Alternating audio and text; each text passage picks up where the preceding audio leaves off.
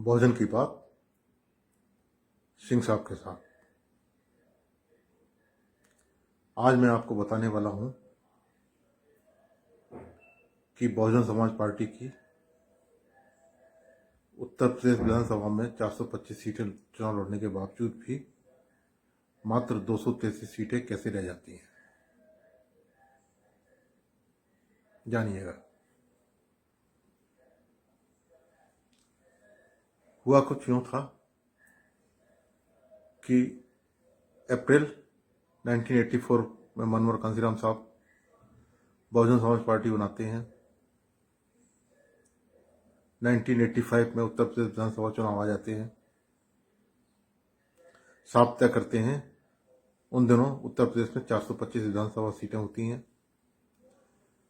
सभी सीटों पर बहुजन समाज पार्टी को चुनाव लड़ने का साफ तय करते हैं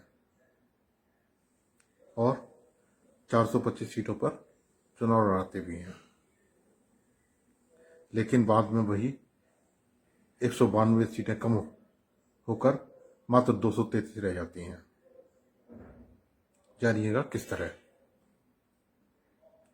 आज मुझे बताने में बिल्कुल भी गुरेज नहीं है। उन दिनों में बामसेब का इटावा में पिछले दर्जे का कार्यकर्ता हुआ करता था, लेकिन साथ साथ यही फख्र है, रेलवे में होने के नाते चतुर चालाक लोग साहब को लाने की जिम्मेदारी प्राय मुझ पर डाल दिया करते थे और उस जिम्मेदारी को मैं बाखूबी निभाता भी था।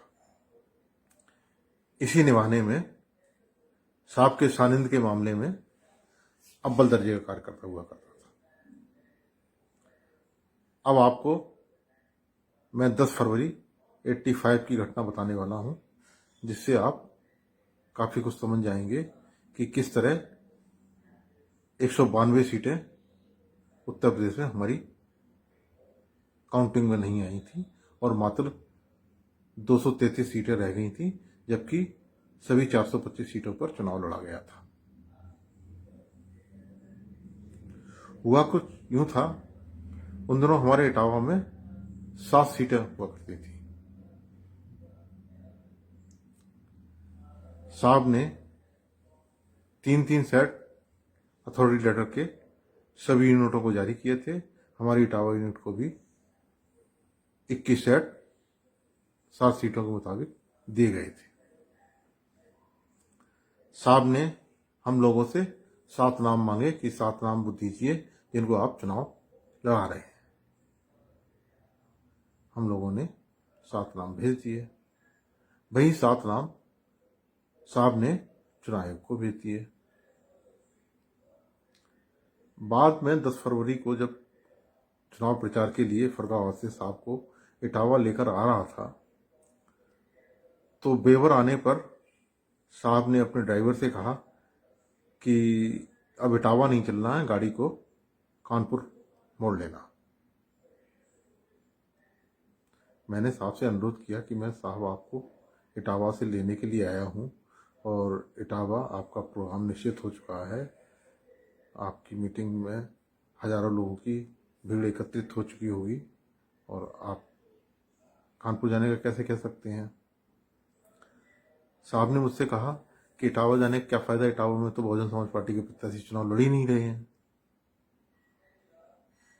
मैंने साहब को बताया कि साहब 700 सीटों पर प्रत्याशी चुनाव लड़ रहे हैं।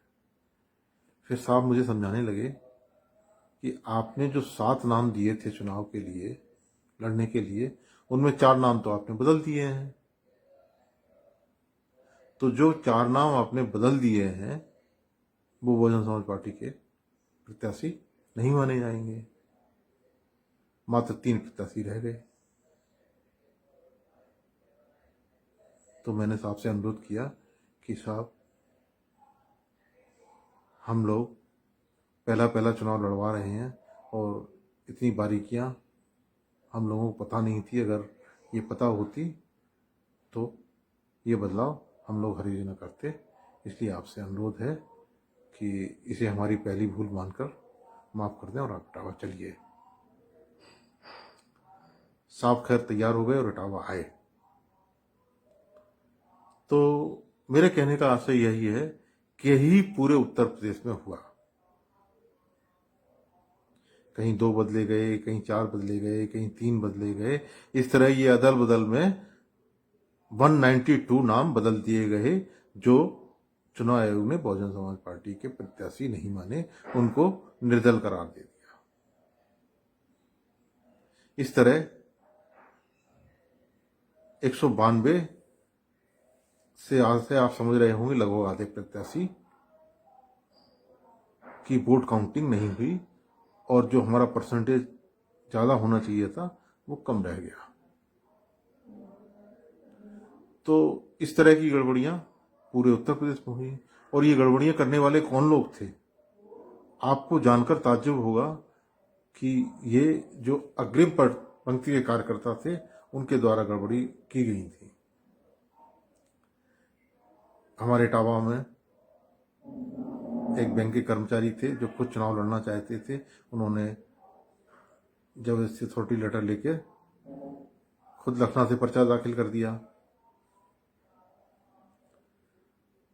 और जो इस तरह के चतुर चालाक लोग थे वो आज मेरी समझ में कहीं भी बहुजन समाज पार्टी में नहीं है। उनका पार्टी से मतलब नहीं था, उनका व्यक्तिगत अपना मतलब था। साहब ने जब पार्टी बनाई थी तो साहब ने कहा था कि हमारा पार्टी बनाने का मकसद ये है कि जो हम सामाजिक परिवर्तन और आर्थिक मुक्ति का आंदोलन इस देश में चला रहे हैं वो धीरे चलता है, लेकिन जो राजनीति है वो तेजी से चलती है। अगर हम राजनीति में सफलता पा जाते हैं, राजनीति की गुरकिल्ली पा जाते हैं, तो हम इस देश में सफल हो सकते हैं और हमारे सामाजिक परिवर्तन एवं आर्थिक मुक्ति का आंदोलन तेजी पकड़ लेगा।